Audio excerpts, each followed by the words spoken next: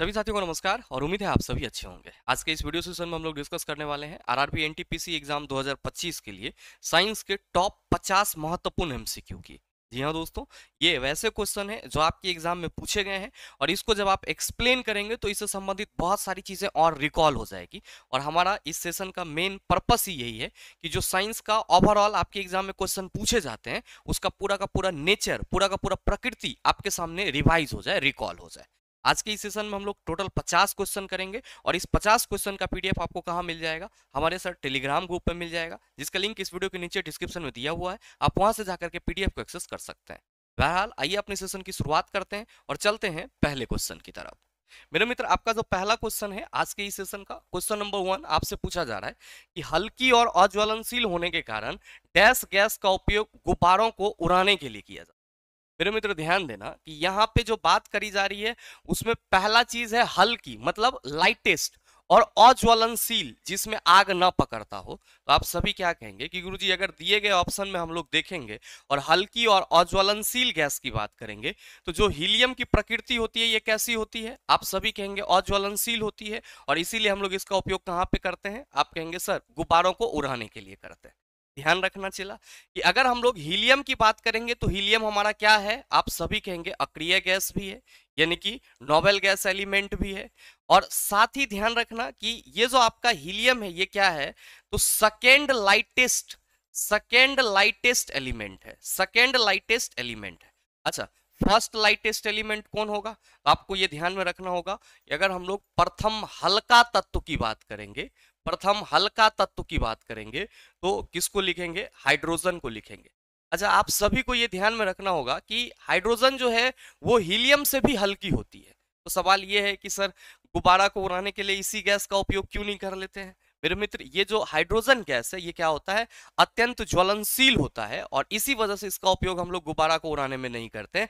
जबकि जो हीलियम है ये सेकेंड लाइटेस्ट एलिमेंट है और साथ ही साथ क्या होते हैं सर? ये अज्वलनशील होते हैं, जबकि हाइड्रोजन क्या होता है सर? अति ज्वलनशील होता है। तो हाइड्रोजन के अति ज्वलनशील होने के चलते हम लोग इस गैस का उपयोग गुब्बारा को उड़ाने में नहीं करते हैं, जबकि मेरे मित्र उसके जगह हम लोग किसका यूज करते हैं? हीलियम का। तो सही आंसर आपका ऑप्शन नंबर सी हो जाएगा।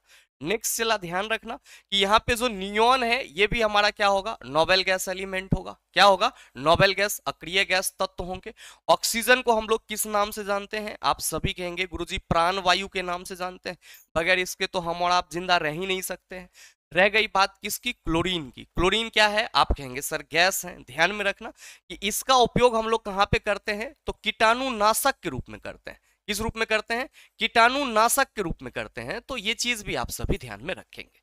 बहरहाल जो आपका अगला सवाल है, क्वेश्चन नंबर 2 पूछा जा रहा है कि कौन सा अम्ल आईवास का एक घटक है? आईवास। तो मेरे मित्र आप सभी ध्यान रखना कि कोई भी आपका आई ड्रॉप वगैरह होता है तो उस पर क्या लिखा हुआ रहता है? बोरिक एसिड लिखा हुआ रहता है। क्या लिखा हुआ रहता है? Boric acid. तो जो बोरिक अम्ल है वो आईवास का क्या है? एक घटक है। अब एसिटिक अम्ल आपको कहां मिलेगा? आप कहेंगे सर सिरका में मिलेगा। कहां मिलेगा? सिरका में मिलेगा। और आप सभी क्या कहते हैं कि 5 से 8% एसिटिक अम्ल का जो जलीय विलयन होता है उसी को हम लोग सिरका बोलते हैं। सल्फ्यूरिक अम्ल अम्लों का राजा बोला जाता है सर, H2SO4। और ध्यान रखना कि ये जो सल्फ्यूरिक अम्ल है ये किस विधि से तैयार होगा? तो आप सभी कहेंगे कॉन्टैक्ट प्रोसेस, यानी कि संपर्क विधि से क्या किया जाता है? H2SO4 को तैयार किया जाता है। संपर्क विधि से क्या किया जाता है? H2SO4 को तैयार किया जाता है। और यहाँ पे देख रहे हो HCl, हाइड्रोक्लोरिक अम्ल, इसी को हम लोग क्या बोलते हैं? तो आप सभी याद रखना कि ये हमारे अमाशय में मिलता है। ये कहाँ मिलता है? अमाशय में मिलता है। और गैस्ट्रिक जूस के साथ इसका मेन काम क्या होता है?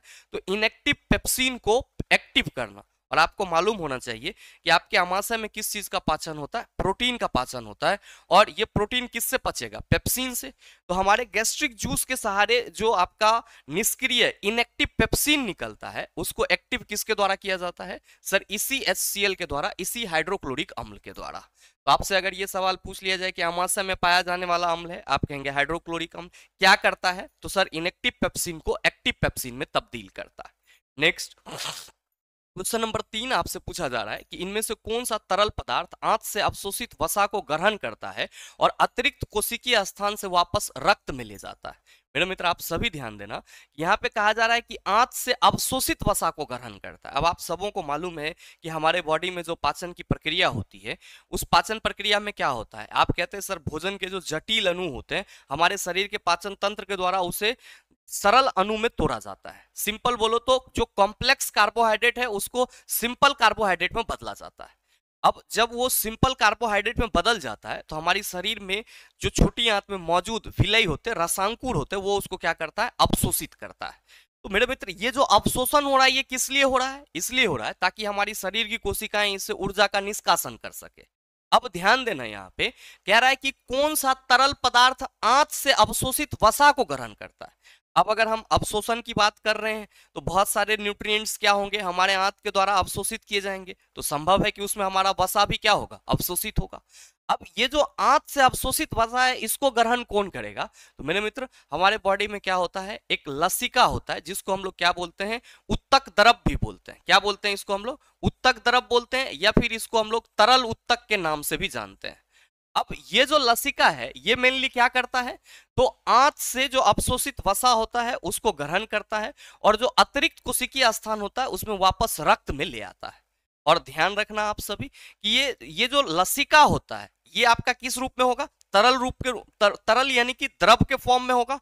और साथ ही साथ इसका मेन काम क्या होगा, अवशोषित वसा को ग्रहण करना और एक जगह से दूसरी जगह ले जाना।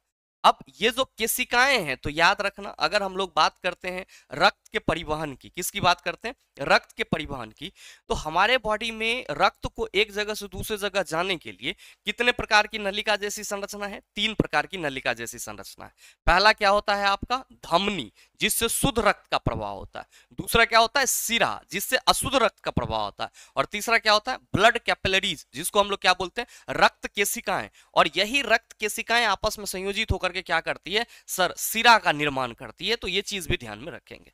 अब प्लाज्मा, तो याद रखना कि हमारे शरीर में हमारे शरीर में हमारे शरीर में घुलित अवस्था में हमारे शरीर में घुलित अवस्था में घुलित अवस्था में भोजन भोजन ठीक है, और साथ ही आपका भोजन के बाद ये आप कह सकते हो कि जो नाइट्रोजनी वर्ज्य पदार्थ होते हैं, भोजन एवं नाइट्रोजनी नाइट्रोजनी अपशिष्ट पदार्थ नाइट्रोजनी अपशिष्ट पदार्थ का घुलित अवस्था में परिवहन करता है, घुलित अवस्था में परिवहन करता है।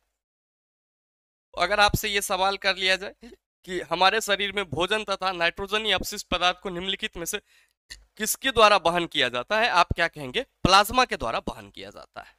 अब नेक्स्ट है प्लेटलेट्स। तो आप सभी ये ध्यान में रखना, ये किसमें मदद करेगा, रक्त को थक्का जमाने में मदद करेगा। रक्त को क्या करेगा, थक्का जमाने में मदद करेगा, यानी कि हेल्प करता है। ये चीज ध्यान में रख लेना। नेक्स्ट क्वेश्चन नंबर 4 पूछा जा रहा है कि मानव के आमाशय में कौन सा अम्ल उत्पन्न होता है। आप सभी कहेंगे कि गुरुजी अभी जस्ट हम लोगों ने चर्चा करा है, मानव के आमाशय में हाइड्रोक्लोरिक अम्ल रिलीज होगा।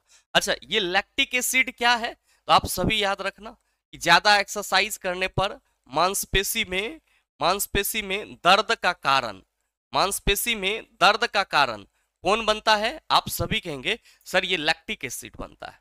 अच्छा, सल्फ्यूरिक अम्ल, मेरे मित्र इसी को हम लोग H2SO4 sir king of acid, जो अम्लों का राजा होता है उस रूप में देखते हैं।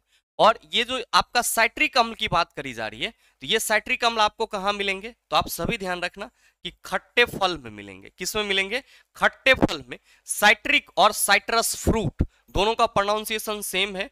तो साइट्रिक मतलब क्या, इसमें साइट्रिक जो खट्टे फल में एसिड होंगे उसको हम लोग साइट्रिक कहेंगे, और जो खट्टा होता है उसको हम लोग क्या कहते हैं, साइट्रस कहते हैं। तो खट्टे फल में आपको कौन सा एसिड मिलेगा सर, साइट्रिक एसिड मिलेगा। अब याद रखना चला यहाँ पे कि हमने HCl H2SO4 की बात करा, तो ये HCl और H2SO4 क्या है, संश्लेषित अम्ल है, इसको लैब में तैयार किया जा सकता है। लेकिन जो साइट्रिक अम्ल है आप क्या कहेंगे सर, चूंकि ये खट्टे फल में मिलते हैं इसीलिए हम लोग इसको ऑर्गेनिक एसिड के रूप में देखेंगे। किस रूप में देखेंगे, ऑर्गेनिक एसिड के रूप में देखेंगे। और आप ये कह सकते हो कि गुरुजी जो अम्ल होंगे वो दो प्रकार के होंगे, एक हमारा क्या होगा, तो आप सभी कहेंगे प्राकृतिक अम्ल, क्या होगा, प्राकृतिक अम्ल जिसको ऑर्गेनिक एसिड के रूप में देखा जाएगा, और दूसरा हमारा क्या होगा सर, संश्लेषित अम्ल जिसको हम लोग सिंथेटिक एसिड के रूप में देखेंगे। अब नेक्स्ट सवाल देखिएगा, क्वेश्चन नंबर 5 आपसे पूछा जा रहा है कि मानव वृद्धि हार्मोन किस ग्रंथि द्वारा स्रावित होता है। वृद्धि हार्मोन की बात करी जा रही है, आप सभी क्या कहेंगे कि गुरुजी वृद्धि हार्मोन जो है वो पिट्यूटरी ग्लैंड्स यानी कि जो हमारा मास्टर ग्रंथि कहलाता है उससे स्रावित होता है। अब पिट्यूटरी ग्लैंड से तो स्रावित होता है, लेकिन यहाँ पे आपको जो ऑप्शन दिया गया वो क्या है, पिट्यूटरी ग्रंथि का पश्च लोब से, पिट्यूटरी ग्रंथि का अग्र लोब से, थायराइड ग्रंथि और अग्नाशय।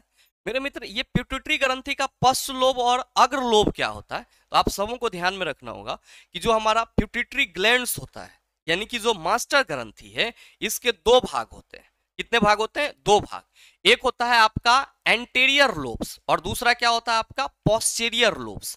एंटेरियर लोब्स को हम लोग क्या कहते हैं, अग्र लोब कहते हैं, और पोस्टीरियर लोब्स को हम लोग क्या कहते हैं, पश्च लोब कहते हैं। और ये जो अग्र लोब है इसी से क्या होता है, तो सर जो वृद्धि हार्मोन होते हैं वो रिलीज होता है। तो सही आंसर आपका क्या होगा, ऑप्शन नंबर बी हो जाएगा। तो जब भी सवाल आपसे पूछा जाए कि मानव वृद्धि हार्मोन किस ग्रंथि द्वारा स्रावित होता है, तो आप सभी क्या कहेंगे, पिट्यूटरी ग्रंथि के अग्र लोब से स्रावित होता है। अब याद रखना कि इसी पिट्यूटरी ग्रंथि को हम लोग किस नाम से जानते हैं, पीयूष ग्रंथि के नाम से जानते हैं। अब इसी पीयूष ग्रंथि को हम लोग क्या कहते हैं, तो आप सभी ध्यान रखना कि मास्टर ग्लैंड्स कहते हैं। क्या कहते हैं, मास्टर ग्लैंड्स कहते हैं। और जो हमारा ग्रोथ हार्मोन है सोमेटोट्रोपिक या फिर एसीटीएच या फिर गोनेडोट्रोपिक हार्मोन या थ्राइडोट्रोपिक हार्मोन, ये सब के सब कहां से रिलीज होते हैं सर, इसी पीयूष ग्रंथि से रिलीज होते हैं। सोमेटोट्रोपिक हार्मोन जो होते हैं वो हमारे बॉडी में क्या करता है सर, वृद्धि के लिए यानी कि हमारे बॉडी के ग्रोथ के लिए रिस्पॉन्सिबल होता है। अब जो थायराइडोट्रोपिक होता है वो हमारे बॉडी में थायराइड ग्लैंड सुचारू रूप से काम करे इसके लिए रिस्पॉन्सिबल होता है। और गोनेडोट्रोपिक जो है वो हमारे शरीर के जेनेटियल ऑर्गन के वृद्धि के लिए रिस्पॉन्सिबल होता है। और ये सब के सब कहां से रिलीज हो रहे होते हैं सर, पिट्यूटरी ग्रंथि से रिलीज होते हैं यानी कि पीयूष ग्रंथि से रिलीज होते हैं। अब चला यहाँ पे थायराइड ग्रंथि दिया हुआ है, तो इससे जो आपका हार्मोन रिलीज होगा उसको हम लोग क्या कहते हैं, थायरॉक्सिन हार्मोन कहते हैं। क्या कहते हैं, थायरॉक्सिन हार्मोन। और याद रखना कि थायरॉक्सिन हार्मोन हमारे शरीर के मेटाबॉलिज्म प्रोसेस में बहुत ही अहम रोल प्ले करता है। साथ ही अग्नाशय है यानी कि पेनक्रियाज है। अब मेरे मित्र याद रखना कि यहाँ पे हम ग्रंथि की बात कर रहे हैं और हमारे बॉडी में जो ग्रंथि हैं वो कितने प्रकार के होते हैं, तो आप में से कई सारे छात्र कहेंगे गुरुजी दो प्रकार के। एक होता है अंतःस्रावी ग्रंथि इंडोक्राइन ग्लैंड्स, और दूसरा क्या होता है सर, बहिस्रावी ग्रंथि। लेकिन मेरे मित्र आपके बॉडी में 3 प्रकार की ग्रंथि होती है। कितने प्रकार की, 3 प्रकार की। ये हमेशा याद रखना कि अगर हम लोग अपने शरीर में पाए जाने वाले ग्रंथि की बात करेंगे तो पहला क्या होगा, अंतःस्रावी ग्रंथि। पहला क्या होगा, अंतःस्रावी ग्रंथि। अब अंतःस्रावी ग्रंथि का काम क्या होगा चिल्ला, आपको ध्यान में रखना होगा, ये हार्मोन स्रावित करेगा। दूसरा क्या होगा, बहिस्रावी ग्रंथि। ठीक है, अब ये जो आपका बहिस्रावी ग्रंथि होगा ये मेनली रूप से क्या रिलीज करेगा सर, एंजाइम रिलीज करेगा। क्या रिलीज करेगा, एंजाइम रिलीज करेगा।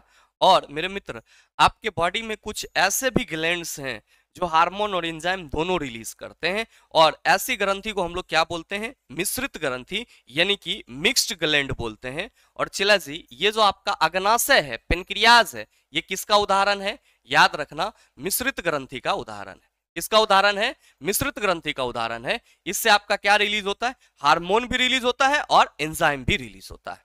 अच्छा, अग्नाशय के जो अग्नाशयी रस होते हैं उसमें पाचक एंजाइम मौजूद होता है, और इसीलिए हम लोग अग्नाशयी रस को क्या कहते हैं सर, पूर्ण पाचक रस, कंप्लीट डाइजेस्टिव जूस। तो अगर सवाल ये पूछा जाए कि निम्न में से कंप्लीट डाइजेस्टिव जूस है, तो आप सभी क्या कहेंगे सर, जो अग्नाशयी रस है ये क्या है, कंप्लीट डाइजेस्टिव जूस है।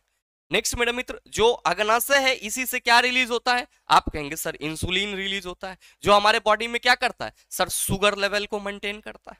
अगला सवाल देख लो, क्वेश्चन नंबर 6 पूछा जा रहा है, निम्नलिखित में से कौन सा प्रकाश के अपवर्तन का उदाहरण नहीं है, इंद्रधनुष का निर्माण, तारों का टिमटिमाना, मानव आंख द्वारा छवि का निर्माण, अस्त होते हुए सूर्य का रंग लाल होना। क्या होगा इसका आंसर, कहा जा रहा है कि कौन सा प्रकाश के अपवर्तन का उदाहरण नहीं है। मेरे मित्र आप सबों को मालूम है कि जब भी हम प्रकाश के अपवर्तन की चर्चा करेंगे तो आप सभी कहेंगे कि गुरुजी जब प्रकाश एक माध्यम से दूसरे माध्यम में जाएगी तो वो मुड़ जाएगी, और प्रकाश के मुड़ने की इसी घटना को हम लोग क्या कहते हैं, प्रकाश का अपवर्तन कहते हैं।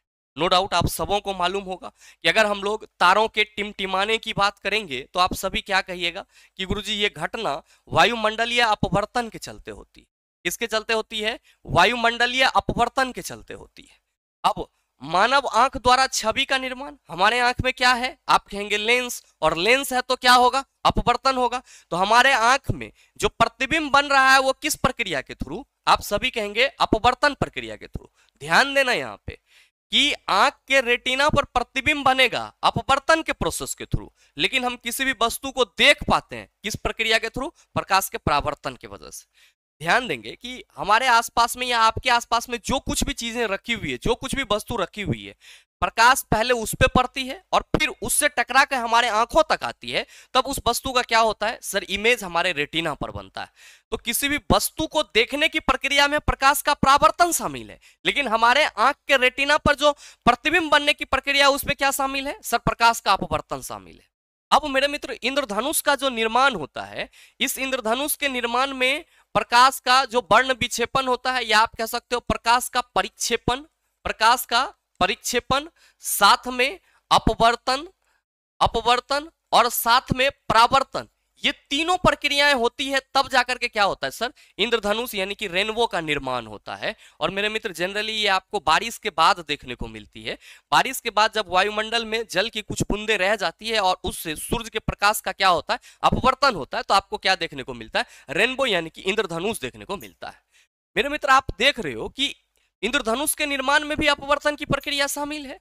अब फिर है कि अस्त होते हुए सूर्य का रंग लाल होना। आप सभी को यह ध्यान में रखना होगा कि सूर्योदय और सूर्यास्त के समय जो सूर्य आपको लाल दिखाई पड़ता है, किसके वजह से? तो आप सभी याद रखना, प्रकाश के प्रकीर्णन के वजह से। किसके वजह से? प्रकाश के प्रकीर्णन के वजह से। प्रकाश के प्रकीर्णन के वजह से आकाश का रंग नीला दिखाई पड़ता है, प्रकाश के प्रकीर्णन की वजह से।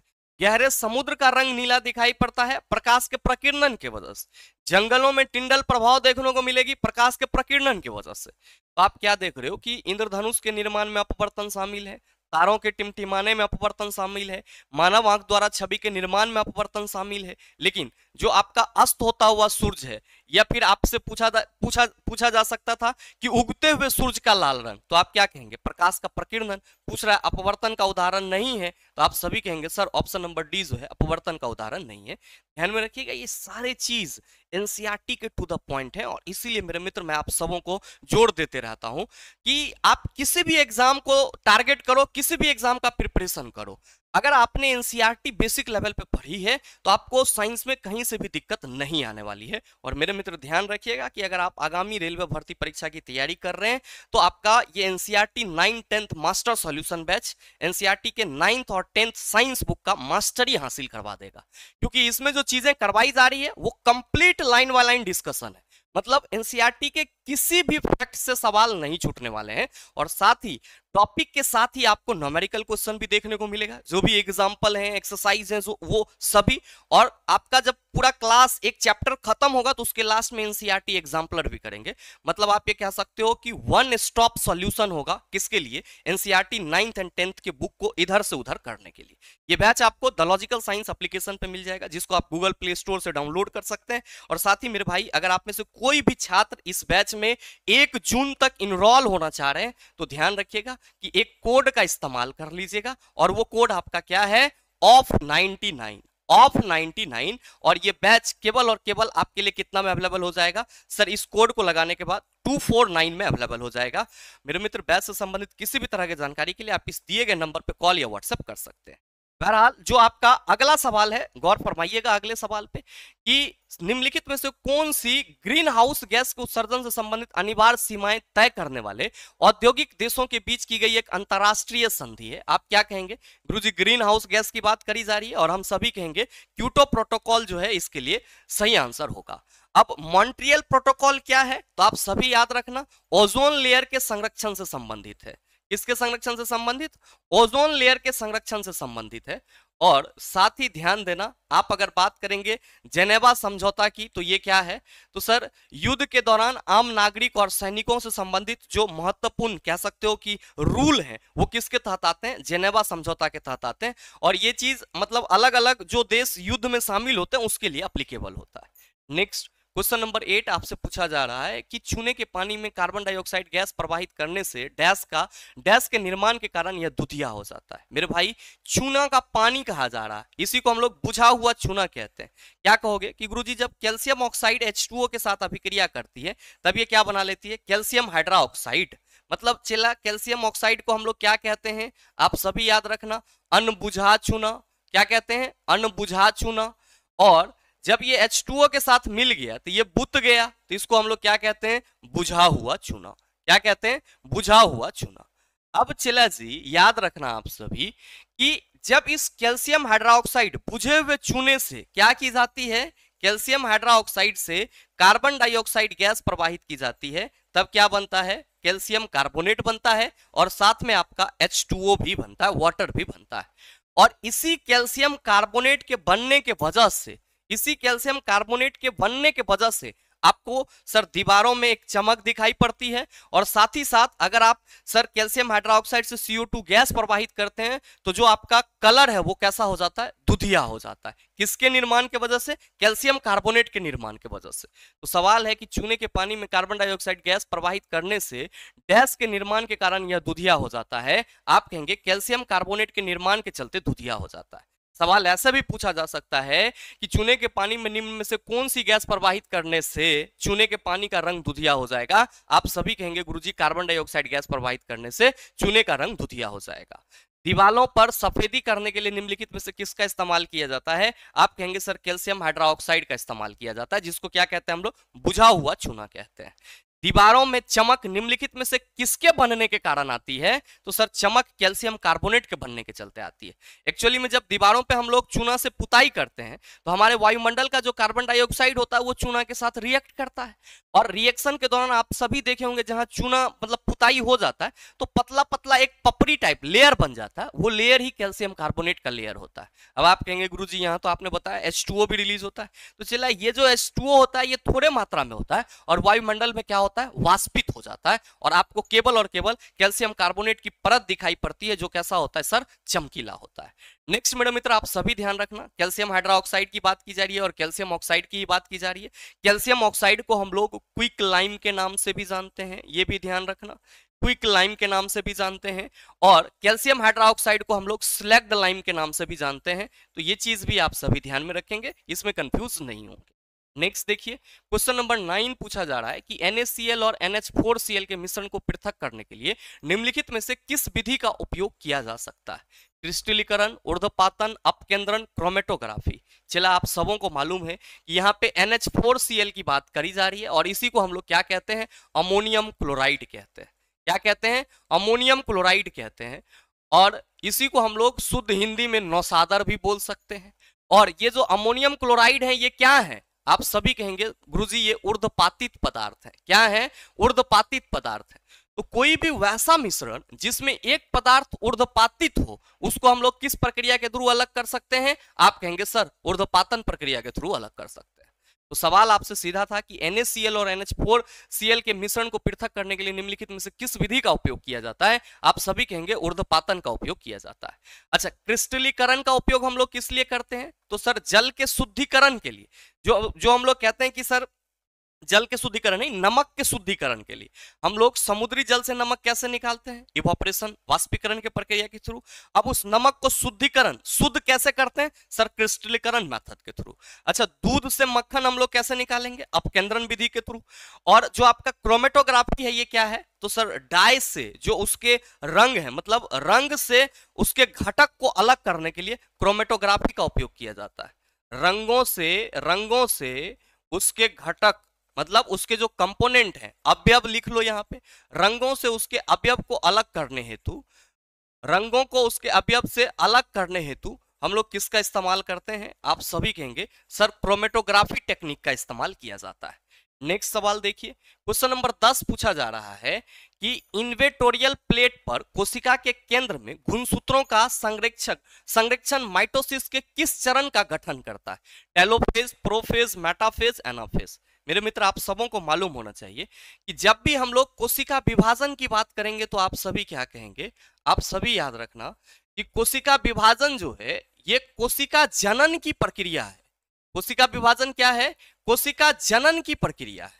अब याद रखो आप सभी कि अगर हम लोग कोशिका जनन की प्रक्रिया की बात करते हैं या कोशिका विभाजन की बात करते हैं तो ये आपको मुख्य रूप से दो प्रकार का देखने को मिलेगा।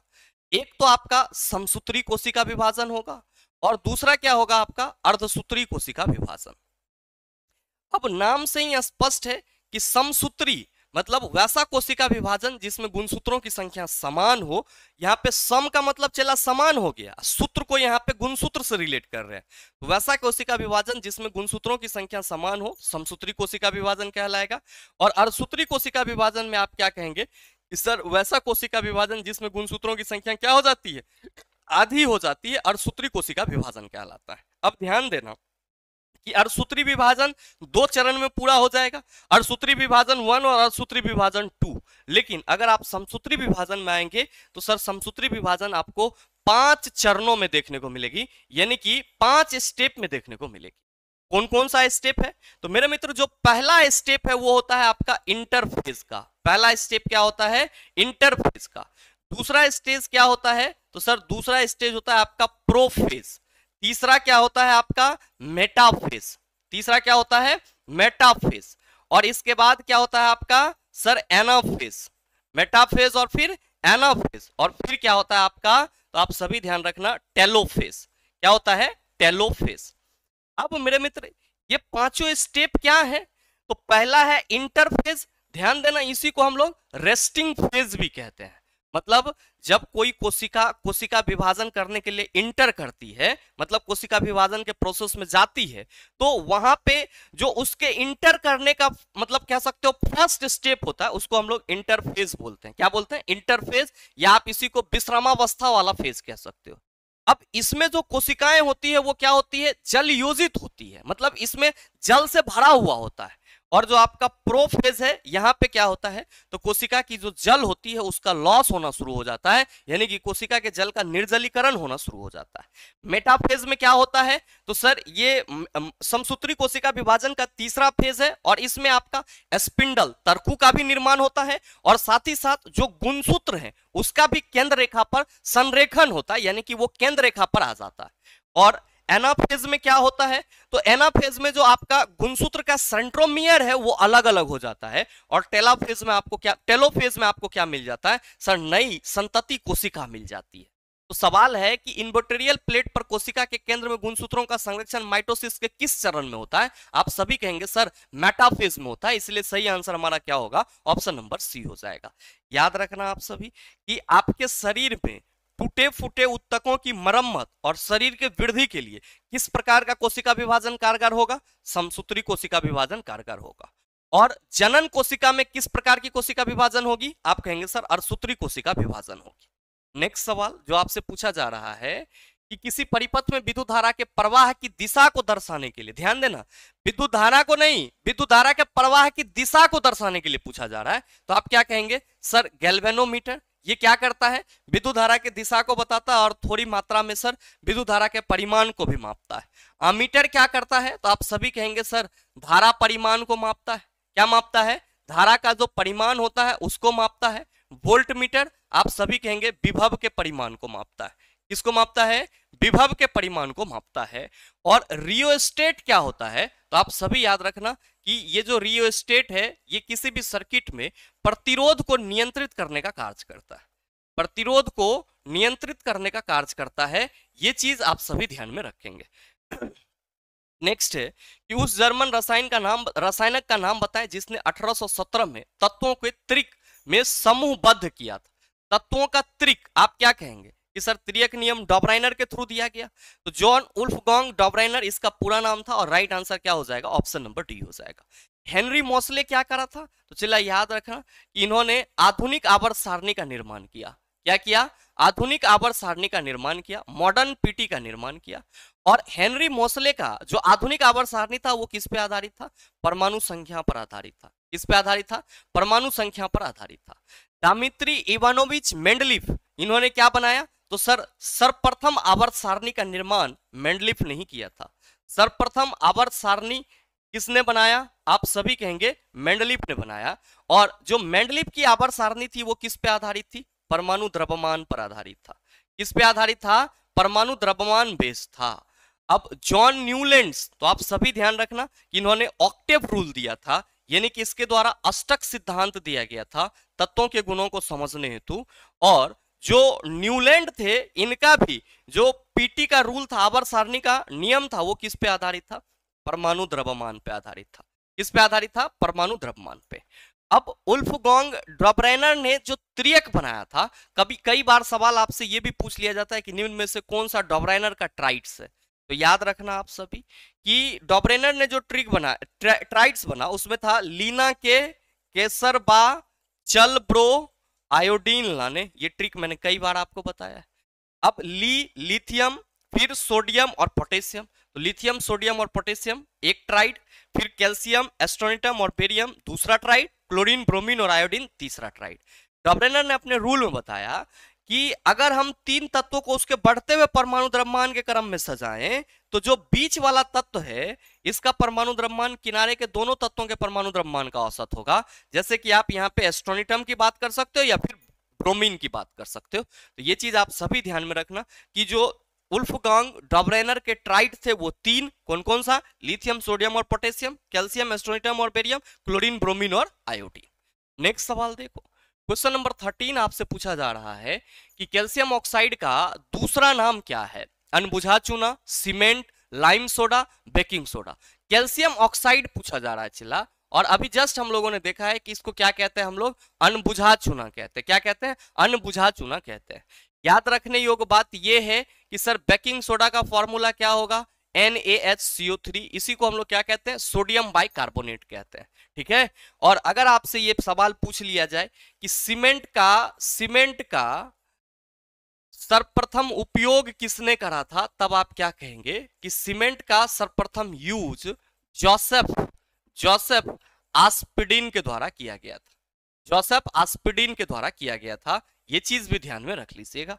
अगला देख लीजिए, क्वेश्चन नंबर 14 पूछा जा रहा है कि जिप्सम को 373 केल्विन पर गर्म करने पर यह जल के अणुओं को अलग कर देता है और कैल्शियम सल्फेट हेमीहाइड्रेट बना लेता है। इस पदार्थ का उपयोग खिलौने बनाने, सजावट का सामान बनाने और सतह को चिकना करने के लिए किया जाता है। इस पदार्थ को आमतौर पर किस नाम से जाना जाता है? आप सभी कहेंगे सर प्लास्टर ऑफ पेरिस यानी कि POP के नाम से जाना जाता है।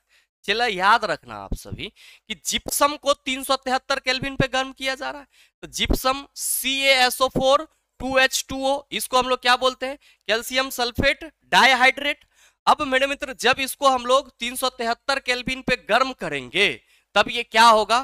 तो आप सभी ध्यान रखना CaSO4 हाफ H2O में टूट जाएगा और इसी को हम लोग क्या बोलते हैं? कैल्शियम सल्फेट हेमीहाइड्रेट, जिसको POP प्लास्टर ऑफ पेरिस भी बोला जाता है। और इसका उपयोग चिकित्सा जगत में प्लास्टर करने के लिए, टूटे हुए हड्डियों को सेट करने के लिए किया जाता है, मूर्तिकार के द्वारा मूर्ति बनाने में किया जाता है और कुछ सजावटी सामान बनाने के लिए करते हैं।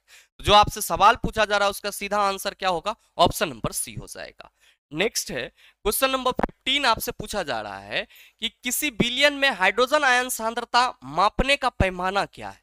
हाइड्रोजन आयन की जो सांद्रता उसको मापने का पैमाना आप सभी क्या कहेंगे? गुरुजी पीएच पैमाना है, जिसको हम लोग पीएच स्केल कहते हैं। और इस पीएच स्केल की खोज चिला किसने करा? सोरेनसन नामक वैज्ञानिक ने करा। किसने करा? सोरेनसन नामक वैज्ञानिक ने करा। याद रखना आप सभी कि जो हमारा पीएच स्केल होगा उसमें रेटिंग कहां से कहां तक होगा? 0 से लेकर के 14 तक होगा। बीच में चला एक पॉइंट होगा जो कि क्या होगा? उदासीन बिंदु होगा, जिसको हम लोग क्या बोलेंगे? न्यूट्रल पॉइंट, जिसका वैल्यू कितना होता है? 7 होता है। अब 7 से हम लोग जितना इधर आएंगे पदार्थ हमारा क्या होगा? अम्लीय होगा। और 7 से हम लोग जितना इधर जाएंगे वो क्या होगा? सर क्षारीय। इसका मतलब ये हुआ चला कि अगर किसी भी बिलियन का पीएच वैल्यू 7 से कम है तो वो अम्लीय होगा, 7 से ज्यादा है तो वो क्या होगा? आप कहेंगे क्षारीय होगा। अब डीबी, तो आप सभी क्या कहेंगे? सर डेसिबल ध्वनि की तीव्रता को मापता है। किसको मापता है? ध्वनि की तीव्रता को मापता है। तो ध्वनि के माप में हम लोग किसका इस्तेमाल करेंगे? सर डेसिबल का इस्तेमाल करेंगे। बेल का 10वां भाग डेसिबल कहलाता है, ये ध्यान में रखना। नेक्स्ट सवाल देखो, क्वेश्चन नंबर 16 पूछा जा रहा है कि निम्नलिखित में से कौन सा आयनिक यौगिक का एक गुणधर्म नहीं है। चला याद रखना, whenever we discuss about ionic compound we can say that sir here the reaction is occurs between metal and non metal। मतलब क्या कि कहीं भी आयनिक यौगिक अगर हमसे कहा जा रहा है तो अभिक्रिया किसके किसके बीच हुई होगी, धातु और अधातु के बीच। किसके बीच, धातु और अधातु के बीच। और आपको मालूम है कि धातु इलेक्ट्रॉन लॉस करता है और धातु इलेक्ट्रॉन गेन करता है, तो जाहिर सी बात है जहां लॉस और गेन की प्रक्रिया होगी वहीं पे आयन हमारा फॉर्म होगा। अब मैंने आपको कई बार बताया है कि जो आयनिक यौगिक होते हैं चिला, इसके मेल्टिंग और बॉइलिंग पॉइंट हाई होता है और ये जल में विलय होता है, कार्बनिक विलायक में ये डिसॉल्व नहीं होता है। और अपने ये घुलित अवस्था में, ठोस अवस्था में नहीं, घुलित अवस्था में जब इसको जल के साथ मिलाया जाता है तो ये क्या करता है, विद्युत का चालन करता है। तो आपसे सवाल पूछा जा रहा है कि निम्नलिखित में से कौन सा आयनिक यौगिक का एक गुणधर्म है। पहला है कि यह मिट्टी के तेल और पेट्रोल जैसे विलायकों में घुलनशील होता है। मेरे मित्र बिल्कुल नहीं, यह केवल और केवल किस में घुलेगा, जल में घुलेगा। दूसरा है कि यह कठोर होता है और आसानी से नहीं टूटता है। मेरे मित्र ये बात भी बिल्कुल गलत है, ये कठोर तो होते हैं लेकिन ये क्या होते हैं, भंगुर होते हैं। क्या होते हैं, भंगुर होते हैं, ये आसानी से टूट सकता है।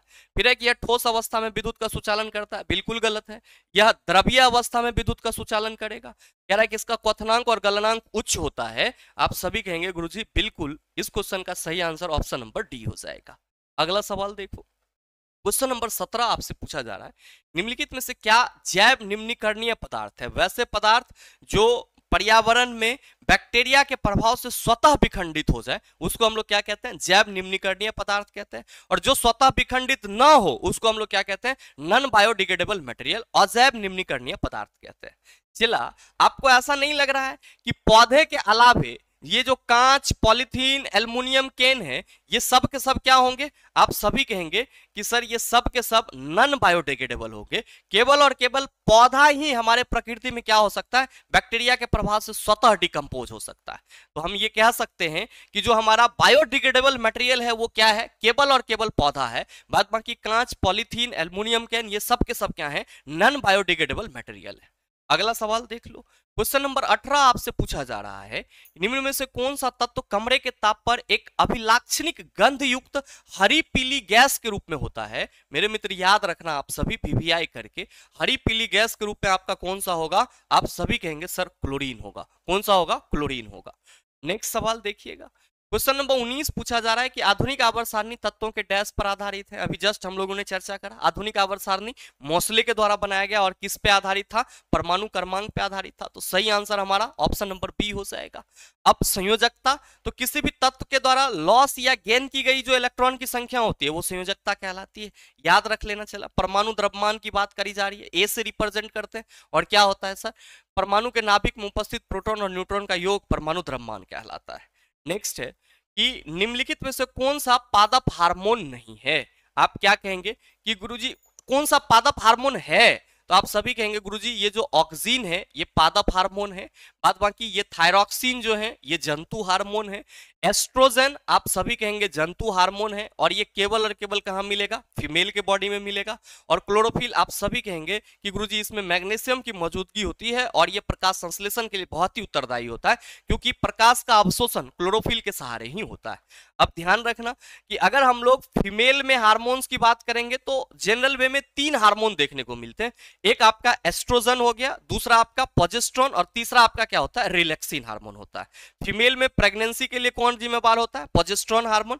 एस्ट्रोजन क्या होते हैं, तो सर सेकेंडरी सेक्सुअल कैरेक्टर्स के लिए जिम्मेवार होता है। और रिलैक्सिन हार्मोन क्या होता है, तो गर्भाशय के समय जो प्रसव पीड़ा होता है उसको कम करने में मदद करता है। नेक्स्ट सवाल आपसे पूछा जा रहा है कि मानव शरीर का कौन सा अंग इलियम, श्रेणीखंड और जघना अस्थि प्यूबिस के मेल से बना है। तो जो सर नितंत अस्थि यानी कि हिप बोन है ये किससे बना होता है, इलियम, श्रेणीखंड और प्यूबिस के मेल से बना होता है। अब ध्यान रखना कि जो फिट है, पैर है, इसमें आपका कौन सा हड्डी देखने को मिलेगा, तो आप सभी कहेंगे पैर में सर टिबिया और फिबुला नामक हड्डी देखने को मिलता है। अच्छा, अगर हम लोग मतलब थाई की बात करेंगे तो सबसे लंबी हड्डी कहां, जो फीमर है वो कहां मिलेगी, आप कहेंगे सर थाई यानी कि जांघ में मिलेगी। अब नेक्स्ट है जबड़ा, तो आप सभी ध्यान रखना कि ऊपरी जबड़ा फिक्स होता है, निचला जबड़ा मूवेबल होता है, ठीक है। और जबड़ा में क्या मिलेगा, आप कहेंगे सर दांत मिलेगा। और एक वयस्क के शरीर में कितना दांत होगा, नीचे कमेंट करके जरूर बताना, आपके कमेंट का इंतजार है। अब ये कपाल है, इसमें क्या होगा सर, ये कपाल जो गुहा, इसको हम लोग क्रेनियम कैविटी भी बोलते हैं, इसमें क्या होता है तो सर हमारा जो कोमल मस्तिष्क है वो मौजूद होता है। और भगवान ने मस्तिष्क की सुरक्षा के लिए क्या किया है, तो मस्तिष्क को सर जो क्रेनियम का कैविटी है उसमें रखा है। इतना ही नहीं सर, मस्त इस क्रेनियम के चारों ओर एक फ्लूइड की भी व्यवस्था की गई है, ताकि अगर आपको बहुत गहरा आघात भी पड़े तो आपके मस्तिष्क पे कोई असर ना हो। अगला क्वेश्चन, क्वेश्चन नंबर 22 आपसे पूछा जा रहा है कि किसी अन्य कमरे में बात कर रहे लोगों की बातें हमें ध्वनि तरंगों के डैश के कारण सुनाई देती है। ऑप्शन है प्रतिध्वनि, विवर्तन, परावर्तन, अपवर्तन। मेरे मित्र आपसे सवाल करा जा रहा है कि किसी अन्य कमरे में बात हो रही है और उसकी जो बात है वो आप दूसरे जगह पे सुन पा रहे हो। कह रहा है किसी अन्य कमरे में बात कर रहे लोगों की बातें हमें ध्वनि तरंग के डैश के कारण सुनाई देती है। आप सभी क्या कहेंगे कि गुरुजी जो ध्वनि का विवर्तन होता है इस वजह से क्या होता है सर, जो ध्वनि तरंगे होती है वो अगर किसी कमरे में, अन्य कमरे में बात हो रही है तो वो हमें आसानी से सुनाई पड़ता है। और सही आंसर हमारा क्या होगा, ऑप्शन नंबर बी हो जाएगा। अब मन में आएगा कि गुरुजी ये विवर्तन क्या होता है। आप सभी को ये ध्यान में रखना होगा कि अगर हम लोग ध्वनि तरंग के तरंग दैर्ध्य की बात करते हैं तो इसका परिसर लगभग हम लोग कितना लेते हैं, तो आप सभी कहते हैं कि गुरुजी 1 मीटर के आसपास लेते हैं। अब मेरे मित्र जब ध्वनि तरंग किसी, कह सकते हो कि 1 मीटर के तरंग दैर्ध्य वाले अवरोधक से टकराकर मुड़ जाता है, यानी कि अपना रास्ता बदल लेता है, तो इस घटना को हम लोग क्या कहते हैं, ध्वनि का विवर्तन कहते हैं। मतलब ये हुआ कि ध्वनि तरंग का किसी अवरोध से टकराकर अवरोध के किनारे पर मुड़ने की जो घटना है वो ध्वनि का विवर्तन कहलाता है। और इसी वजह से हम लोग अगर कोई बातचीत कर रहा होता है रूम में तो हम उसको दूसरे रूम से भी सुन पाते हैं। प्रतिध्वनि क्या होगा, तो आप सभी ध्यान रखना कि ध्वनि के परावर्तन के चलते, ध्वनि के परावर्तन के चलते उत्पन्न होने वाली घटना है। और जिस तरह प्रकाश का परावर्तन होता है ठीक इसी तरीके से ध्वनि का भी परावर्तन होता है। हाँ याद रखना, ध्वनि के परावर्तन के लिए परावर्तक सतह आपको बड़ा चाहिए। क्या चाहिए, बड़ा परावर्तक सतह चाहिए, ताकि ध्वनि का पूर्ण रूप से परावर्तन हो पाए। और परावर्तन होगा तो क्या होगा सर, इको यानी कि प्रतिध्वनि सुनाई पड़ेगी। नेक्स्ट मेरे मित्र ध्यान रखना कि ध्वनि का अपवर्तन भी होता है। और ध्वनि अपवर्तन के चलते, ध्वनि अपवर्तन के चलते ही, ध्वनि अपवर्तन के कारण ही, ध्वनि अपवर्तन के कारण ही रात में दूर तक आवाज सुनी जाती है। रात में दूर तक आवाज सुनी जाती है। ये चीज आप सभी ध्यान में रखेंगे। साथ ही मेरे मित्र आप सभी को यह ध्यान में रखना होगा कि जिस तरह हम लोग कहते हैं कि सर परसिस्टेंस ऑफ विजन, यानी कि किसी भी चीज का हमारे माइंड में 1/16 सेकंड तक उसका क्या होता है, आप कहते हैं सर डायग्राम रहता है, उसी तरीके से कोई भी आवाज हमारे कान में कितना देर तक रहती है, तो सर 0.1 सेकंड। कितना, 0.1 सेकंड तक, यानी कि सेकंड के 10वें हिस्सा तक रहती है। और साथ ही ध्यान में रखिएगा कि अगर हम लोग बात करते हैं ध्वनि परावर्तन के लिए न्यूनतम दूरी की, तो कितनी होनी चाहिए, आप कहेंगे 17 मीटर। कितनी होनी चाहिए, 17 मीटर। नेक्स्ट क्वेश्चन नंबर 23 आपसे पूछा जा रहा है कि उष्मा संतुलन हीट बजट क्या है। सूर्य से उत्सर्जित उष्मा और पृथ्वी द्वारा अवशोषित आपतित उष्मा के बीच संतुलन, सौर विकिरण, पृथ्वी द्वारा अवशोषित आपतित उष्मा और विकिरण के रूप में बाहर जाने वाली उष्मा के बीच संतुलन, स्थलीय विकिरण क्या होगा। ध्यान देना, यहाँ पे हीट बजट की बात करी जा रही है और हीट बजट पृथ्वी के रूप में ही संदर्भित किया जाता है, या इसको हम लोग हीट बजट ऑफ अर्थ भी कहते हैं। अब मेरे मित्र आप सभी ये ध्यान में रखेंगे कि पृथ्वी पे जो हीट एनर्जी आ रही है वो किससे आ रही है, सूर्य से आ रही है। तो सूर्य के द्वारा, यानी कि जो सोलर एनर्जी है उसके थ्रू जो उष्मा आ रही है, यानी कि सूर्य से आ रही आपतित उष्मा का पृथ्वी के द्वारा क्या होता है, अवशोषण होता है। और फिर पृथ्वी क्या करती है, कुछ उष्मा को विकिरण के रूप में बाहर एटमॉस्फेयर में भी भेजती है। तो मेरे मित्र आप सभी को यह ध्यान रखना होगा कि पृथ्वी द्वारा अवशोषित आपतित उष्मा और विकिरण के रूप में बाहर जाने वाली उष्मा के बीच का जो संतुलन है उसी को हम लोग क्या कहते हैं, heat budget of the earth, यानी कि पृथ्वी का उष्मा संतुलन कहते हैं। और सही आंसर क्या हो जाएगा, ऑप्शन नंबर सी हो जाएगा। नेक्स्ट सवाल आपसे पूछा जा रहा है क्वेश्चन नंबर 24 कि पेशी तंत्र का कौन सा भाग हड्डी को हड्डी से जोड़ता है। तो चलिए जी यहाँ पे थोड़ा सा ऑप्शन करेक्शन करने की जरूरी है। यहाँ पे टेंडन कहा जा रहा है, तो हमें टेंडन का जो हिंदी है वो क्या लिखना होगा, कंडरा लिखना होगा। और आप सभी ध्यान रखिएगा कि जो कंडरा है ये क्या करता है, तो सर अस्थि एवं मांसपेशी को आपस में जोड़ता है। अस्थि एवं मांसपेशी को जोड़ता है, अस्थि एवं मांसपेशी को जोड़ता है। और ये जो उपास्थि है ये क्या होता है सर, लचीला और मुलायम होता है। और जो पेशी है ये आप कह सकते हो कि एक तरह से इसको हम लोग पेशी उत्तक भी बोलते हैं। और चला, आपके शरीर में गति का कारण कौन बनता है? शरीर में गति का कारण आप सभी याद रखेंगे कि सर शरीर में गति का कारण पेशी उत्तक बनता है। अब ये जो अस्थि बंध है इसको हम लोग क्या कहते हैं? स्नायु बंध भी कहते हैं। और इसी को हम लोग इंग्लिश में क्या कहते हैं? लिगामेंट कहते हैं। और मेरे मित्र आप सभी ध्यान रखना कि अस्थि अस्थि एक अस्थि और अस्थि यानी कि बोन को बोन से जोड़ने का काम किसका होता है? सर लिगामेंट यानी कि अस्थि बंध का होता है। तो सवाल है कि पेशी तंत्र का कौन सा भाग हड्डी को हड्डी से जोड़ता है? हड्डी को हड्डी से, तो आप सभी कहेंगे सर हड्डी को हड्डी से लिगामेंट जोड़ेगा। और साथ ही ध्यान देना यहाँ पे पेशी तंत्र लिखा गया है, ये भी नहीं होगा। पेशी तंत्र अगर सवाल पूछ रहा है तो यहाँ पे ये होना चाहिए कि पेशी तंत्र का कौन सा भाग पेशी को हड्डी से जोड़ता है, तब हमारा आंसर टेंडन होता। लेकिन जब यहाँ पे पेशी तंत्र दिया है तो हड्डी हड्डी नहीं देना चाहिए, यहाँ पे कंकाल तंत्र देना चाहिए। और कंकाल तंत्र का कौन सा भाग हड्डी को हड्डी से जोड़ता है? आप सभी कहेंगे लिगामेंट यानी कि अस्थि बंधन जो है हड्डी को हड्डी से जोड़ता है। अगला है मेरे भाई क्वेश्चन नंबर 25 की डैश के अंतर्गत भूकंपों का अध्ययन किया जाता है। क्या कहेंगे? क्या सर सिस्मोलॉजी के अंतर्गत भूकंपों का अध्ययन करेंगे। मोन्टोलॉजी मेरे मित्र आधुनिक में ये पर्वतों से संबंधित है। किससे है? पर्वतों से संबंधित है। और वोल्केनोलॉजी तो आप सभी कहेंगे वोल्केनो का मतलब सर जी ज्वालामुखी होता है, ज्वालामुखी का अध्ययन हो जाएगा। और टोपोग्राफी तो ध्यान रखिएगा स्थलाकृति का अध्ययन, स्थलाकृति का अध्ययन जैसे कि सर आपके स्थल मंडल पे जो पहाड़ हैं, पर्वत हैं, नदी हैं, उनके बारे में हम लोग स्टडी टोपोग्राफी में करते हैं, स्थलाकृति का अध्ययन। नेक्स्ट क्वेश्चन नंबर 26 पूछा जा रहा है कि ध्वनि की तीव्रता को मापने के लिए निम्नलिखित में से किस मात्रक का उपयोग किया जाता है? आप कहेंगे गुरुजी डेसिबल का उपयोग किया जाता है। याद रखना आप सभी कि बात ध्वनि की तीव्रता की जा रही है, तो आप सभी याद रखेंगे कि ध्वनि की तीव्रता का एसआई यूनिट क्या होगा? तो आप सभी कहेंगे कि सर ध्वनि की तीव्रता का एसआई यूनिट माइक्रोवाट पर मीटर स्क्वायर होगा। साथ ही ध्यान रखना आप सभी कि ध्वनि की तीव्रता का प्रयोगात्मक मात्रक क्या होगा? ध्वनि की तीव्रता का प्रयोगात्मक मात्रक क्या होगा? तो आप सभी याद रखना बेल। क्या होगा? बेल।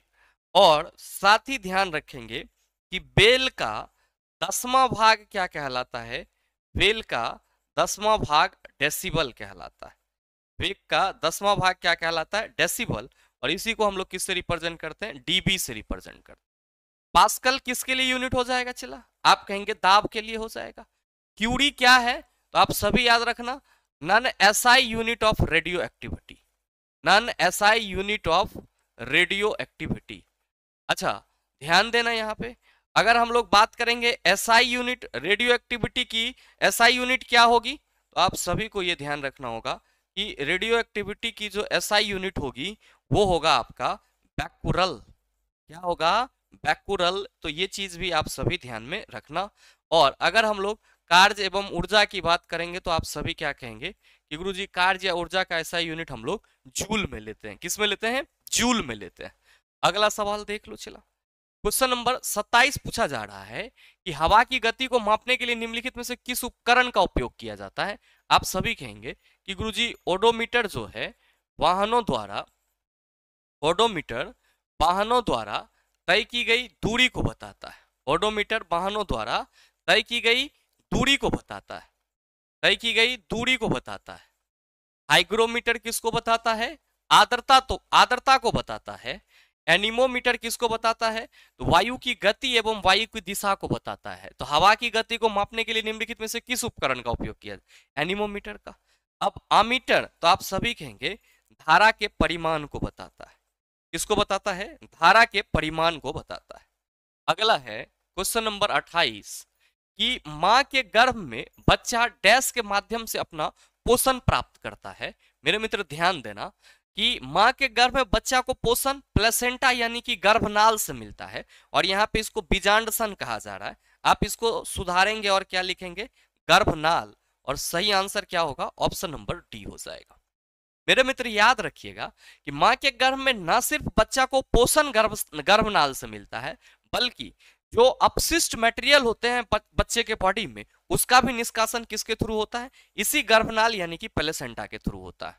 अगर हम लोग फैलोपियन ट्यूब की बात करेंगे, आप सभी कहेंगे कि गुरुजी यहाँ पे निषेचन की प्रक्रिया होती है, फर्टिलाइजेशन की प्रोसेस होती है, और गर्भाशय यहाँ पे क्या होता है, गर्भ पूरी तरीके से विकसित होता है, और हार्मोन आप कहेंगे एक प्रकार की रासायनिक पदार्थ है जो क्या करता है, शरीर में उत्तेजना लाता है।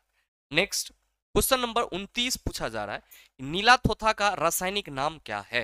मेरे मित्र, नीला थोथा का रासायनिक नाम कॉपर सल्फेट है। ध्यान देना, नीला थोथा को हम लोग क्या कहते हैं, ब्लू बिट्रॉल कहते हैं, ब्लू बिट्रॉल। तो ब्लू बिट्रॉल पूछेगा, CuSO4 5H2O कहेंगे। अगर हमसे ग्रीन पेट्रोल पूछेगा, ग्रीन पेट्रोल हरा थोथा, तो हम सभी क्या कहेंगे कि सर FeSO4 7H2O, क्या कहेंगे, FeSO4 7H2O। मेरे मित्र, आर्गन यहाँ पे क्या है, आप कहेंगे नोबेल गैस एलिमेंट, और एल्युमिनियम एक धातु है, और पोटेशियम नाइट्रेट, तो आप सभी ध्यान रखना कि इसका फॉर्मूला क्या होगा, KNO3। अगला है क्वेश्चन नंबर 30 कि ब्रेसिका कैम्प्रेस्टिस किस पौधे का वानस्पतिक नाम है। मेरे मित्र, ब्रेसिका कैम्प्रेस्टिस जो है वो सरसों के पौधे का वानस्पतिक नाम है, इसीलिए आपका सही आंसर ऑप्शन नंबर डी हो जाएगा। मक्का का अगर हम लोग वनस्पतिक या वैज्ञानिक नाम खोजेंगे तो क्या लिखेंगे, आप सभी याद रखना, जिया मेज लिखते हैं। और अगर हम लोग बात करेंगे किसकी, गेहूं की वैज्ञानिक नाम या फिर आप कह सकते हो वनस्पतिक नाम की, तो क्या हो जाएगा, तो आप सभी ध्यान रखना, इसका वैज्ञानिक नाम ट्रिटिकम सैटिवम होता है। क्या होता है, ट्रिटिकम सैटिवम होता है, किसका सर, गेहूं का नाम, गेहूं का वनस्पतिक नाम। अगला है आपका क्वेश्चन नंबर 31, हाइग्रोमीटर से डैश, हाइग्रोमीटर से क्या मापा जाता है। आप सभी कहेंगे गुरुजी इसी सेशन में हम लोगों ने डिस्कस करा, आर्द्रता मापी जाएगी। उष्मा मापने के लिए आप कहेंगे उष्मा ताप मापेंगे तो थर्मामीटर का उपयोग करेंगे।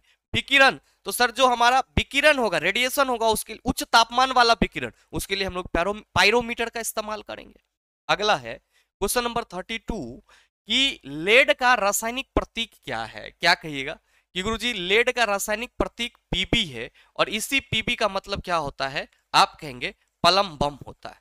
मतलब लेड का लेटिन नेम अगर आपसे पूछ देगा तब आप क्या कहोगे, आप सभी कहोगे गुरुजी पलम बम। ये जो लोहा है, ये सर लोहा भी क्या है, लेटिन नेम है, और लेटिन नेम के सिंबल से लिया गया है। और याद रखना कि फेरस, फेरस से क्या लिया गया है सर, Fe लिया गया है। लोहा का लेटिन नेम क्या है, आप सभी कहेंगे फेरस। लोहा का लेटिन नेम क्या है, फेरस।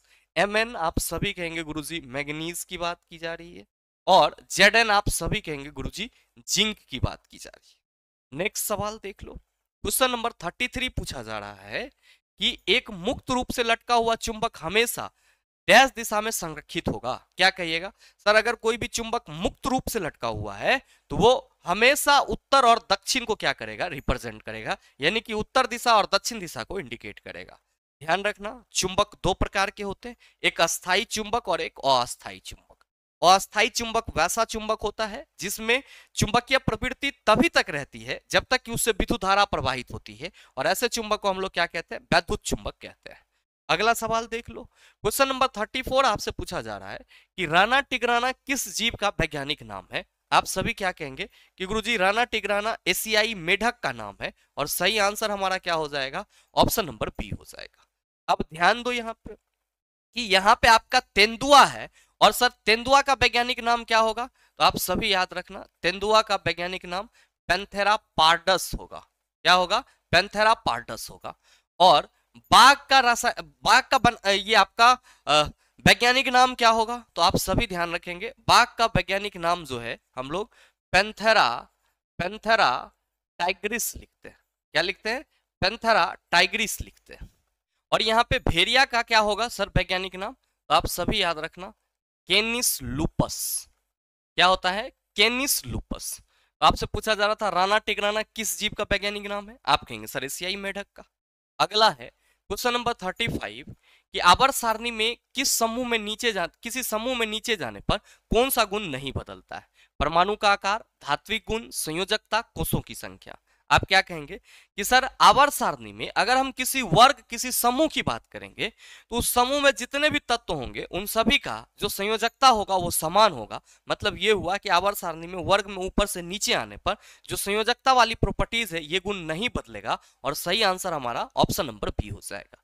बाद बाकी परमाणु का आकार, धात्विक गुण, कोषों की संख्या, इन सभी में हमें क्या देखने को मिलेगी? आप कहेंगे परिवर्तन देखने को मिलेगी। अगला है क्वेश्चन नंबर 36, पूछा जा रहा है कि पुरानी किताबों में पन्नों के भूरे होने की प्रक्रिया को डैश कहा जाता है। पुरानी किताब आप सभी देखे होंगे कि भूरा हो जाता है, किस वजह से? तो सर फॉक्सिंग की प्रक्रिया होती है जिसमें जो सेलुलोज होते हैं उसका ब्रेकडाउन होता है, और सेलुलोज के ब्रेकडाउन होने से जो आपका पूरा का पूरा पेज है वो एसिडिक नेचर में आ जाता है और उसका कलर क्या हो जाता है? आप कहते हैं चेंज हो जाता है। तो जो सवाल है कि पुरानी किताबों में पन्नों के भूरे होने की प्रक्रिया को डैश कहा जाता है, तो आप सभी कहेंगे गुरुजी फॉक्सिंग कहा जाता है, इसीलिए सही आंसर ऑप्शन नंबर बी हो जाएगा।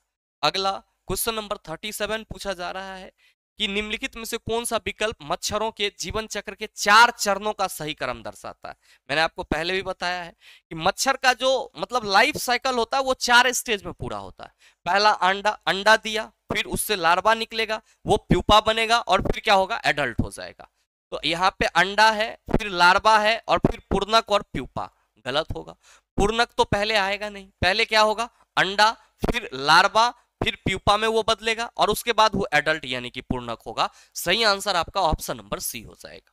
तो ये पूरा क्रम ही याद रखना, अंडा, लार्वा, प्यूपा और पूर्णक। मतलब पहले अंडा देगा वो, फिर क्या होगा? तो सर उससे लार्वा निकलेगा, और वो लार्वा मैच्योर होगा तो प्यूपा में कन्वर्ट होगा, और प्यूपा एडल्ट बन जाएगा। अगला है क्वेश्चन नंबर 38 कि ब्रेड को फुलाने के लिए इनमें से कौन सी सामग्री मिलाई जाती है? ब्रेड को फुलाया जाएगा तो मेरे मित्र इसके लिए उसमें ईस्ट मिलाया जाता है, ताकि जो ब्रेड में कार्बोहाइड्रेट होते हैं ईस्ट क्या करें? तो सर उससे अपना पोषण करें, और साथ ही ईस्ट जो आपका है वो क्या करेगा उस कार्बोहाइड्रेट को? तो आप कहेंगे सर डिकम्पोज करेगा, और उससे कार्बन डाइऑक्साइड गैस रिलीज होगी, और जिस वजह से जो हमारा ब्रेड है वो फूलेगा। तो फुलाने के लिए हम लोग किसका इस्तेमाल करते हैं? सर ईस्ट का इस्तेमाल करते हैं। अगला है क्वेश्चन नंबर 39, निम्नलिखित में से कौन सी गैस अम्ल वर्षा से संबंधित नहीं है? याद रखना, नाइट्रोजन ऑक्साइड, नाइट्रस ऑक्साइड और सल्फर डाइऑक्साइड ये तीनों अम्ल वर्षा से संबंधित होंगे, लेकिन NH3 इसको हम लोग क्या पढ़ते हैं? अमोनिया, ये अम्ल वर्षा से संबंधित नहीं है। और ध्यान देना कि अमोनिया का सूत्र NH3 है, और अगर हम अमोनियम की बात करेंगे तो आप सभी क्या कहेंगे कि गुरुजी अमोनियम जो है वो हमारा NH4+ हो जाएगा, ठीक है, या हम सिंपल NH4 कह सकते हैं। नेक्स्ट देख लो, क्वेश्चन नंबर 40 आपसे पूछा जा रहा है कि गठिया जोड़ों के दर्द और पैर की बीमारी से पीड़ित हाथियों के लिए हाइड्रोथेरेपी उपचार केंद्र वाटर क्लिनिक कहां खोला गया है? आप सभी ध्यान रखना, मथुरा में खोला गया है, और सही आंसर आपका ऑप्शन नंबर बी हो जाएगा। अगला क्वेश्चन नंबर 41 पूछा जा रहा है आपसे कि एल्युमिनियम को जंग से बचाने के लिए इसकी सतह पर एल्युमिनियम ऑक्साइड की एक मोटी परत के निर्माण की प्रक्रिया क्या कहलाती है? आप सभी ध्यान रखना, एनोडीकरण कहलाती है, और इसमें हम लोग तनु सल्फ्यूरिक अम्ल का इस्तेमाल करते हैं। सर रोस्टिंग और कैल्सिनेशन जब तत्वों को अयस्क से अलग किया जाता है तब वहां पे यूज किया जाता है। गैल्वेनिकरण, धातुओं पर जो हम लोग जिंक का लेप चढ़ाते हैं उस प्रक्रिया को क्या कहते हैं? गैल्वेनिकरण कहते हैं। और गैल्वेनिकरण जो है वो क्या है? तो सर जंग से बचने का अस्थायी तरीका है। अगला क्वेश्चन नंबर 42, दाद रिंगवर्म किस प्रकार की बीमारी है? आप सभी कहेंगे सर ये फंगल इन्फेक्शन है, इसीलिए सही आंसर ऑप्शन नंबर बी हो जाएगा। नेक्स्ट क्वेश्चन नंबर 43 आपसे पूछा जा रहा है, निम्नलिखित में से कौन से बिलियन में विद्युत का चालन नहीं होता है? हमेशा याद रखना, हमेशा याद रखना, वैसे ही बिलियन विद्युत का चालन करेंगे, वैसे ही बिलियन विद्युत का चालन करेंगे जिसमें आयन मौजूद होगा, अब देखो अल्कोहल और ग्लूकोज, आप कहेंगे गुरुजी ये कार्बनिक कंपाउंड, ये भी कार्बनिक कंपाउंड, इसमें कोई आयन नहीं है। अल्कोहल और अम्ल है तो आप सभी कहेंगे H+ आयन होगा। तो जाहिर सी बात है कि सर ये कहीं ना कहीं इलेक्ट्रिसिटी का चालन करेगा। अब ग्लूकोज और क्षार, तो आप सभी क्या कहेंगे कि ग्लूकोज और क्षार में OH माइनस आयन होगा, तो जाहिर सी बात है यहां भी आयन है। अम्ल और क्षार का विलयन ये तो करेगा ही करेगा। तो आपसे सवाल करा जा रहा है कि निम्नलिखित में से कौन से विलयन में विद्युत का चालन नहीं होता है। आप कहेंगे अल्कोहल और ग्लूकोज में क्या होगा, विद्युत का चालन नहीं होगा, इसलिए सही आंसर हमारा ऑप्शन नंबर ए हो जाएगा। अगला देखो, क्वेश्चन नंबर 44 पूछा जा रहा है, निम्नलिखित में से किसका उपयोग नाभिकीय रिएक्टरों में मंदक के रूप में नहीं किया जा सकता है। आप सभी कहेंगे जल, ग्रेफाइट, भारी जल, इन सभी का हम लोग जरूरत पड़ने पर मंदक के रूप में सर कर सकते हैं, लेकिन ये जो बोरोन है इसका उपयोग मंदक के रूप में नहीं किया जा सकता है। अगला है क्वेश्चन नंबर 45 कि शुद्ध कार्बन को डैश पर संश्लेषित करके हीरा बनाया जाता है। कई बार मैंने आपको बताया है कि शुद्ध कार्बन को उच्च तापमान और साथ ही साथ उच्च दाब पर अगर संश्लेषित किया जाए, ये किस में तब्दील हो जाएगा, हीरा में तब्दील हो जाएगा। तो कह रहा है अत्यधिक उच्च दाब और भिन्न तापमान, नहीं। बहुत निम्न दाब और निम्न तापमान, ये भी नहीं होगा। अत्यधिक उच्च दाब और उच्च तापमान पर अगर इसको क्या किया जाए, उपचारित किया जाए, तो ये क्या होगा, आप सभी कहेंगे सर हीरा में बदल जाएगा।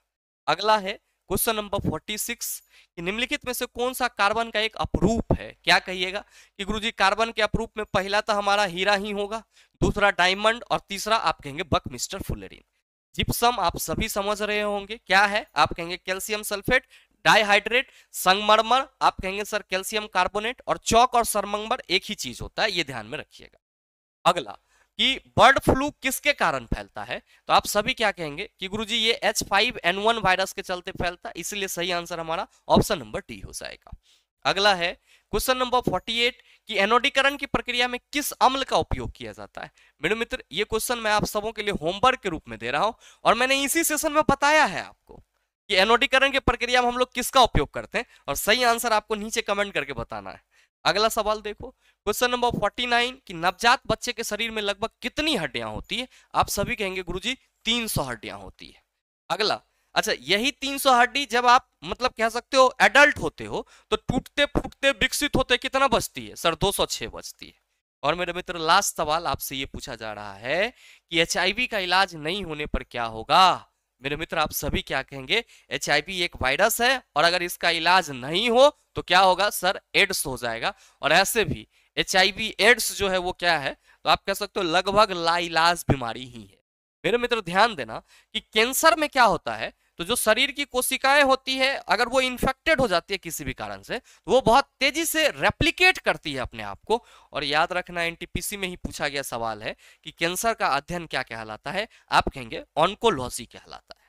तो आज के इस सेशन में टोटल 50 क्वेश्चन थे और मेरा पूरा पर्पस आपके रिवीजन का था। तो उम्मीद करते हैं कि आप इस 50 क्वेश्चन से बहुत सारे क्वेश्चंस को और अलग रूप में भी देख पा रहे होंगे, सीख पा रहे होंगे। साथ ही उम्मीद ये भी करते हैं ये वीडियो आप सबों को अच्छा लगा होगा। अगर आपको अच्छा लगा तो वीडियो को लाइक कीजिएगा, ज्यादा से ज्यादा अपने दोस्तों के साथ शेयर कीजिएगा, और अगर आप चैनल पर नए हैं तो सब्सक्राइब करके बेल आइकन दबा लीजिए ताकि इस तरह के एग्जाम रिलेवेंट वीडियो का नोटिफिकेशन सबसे पहले आपके पास पहुंचे और आप उसको सबसे पहले देख पाओ। मिलते हैं फिर अगले सेशन में, तब तक के लिए best of luck, thank you, have a nice day.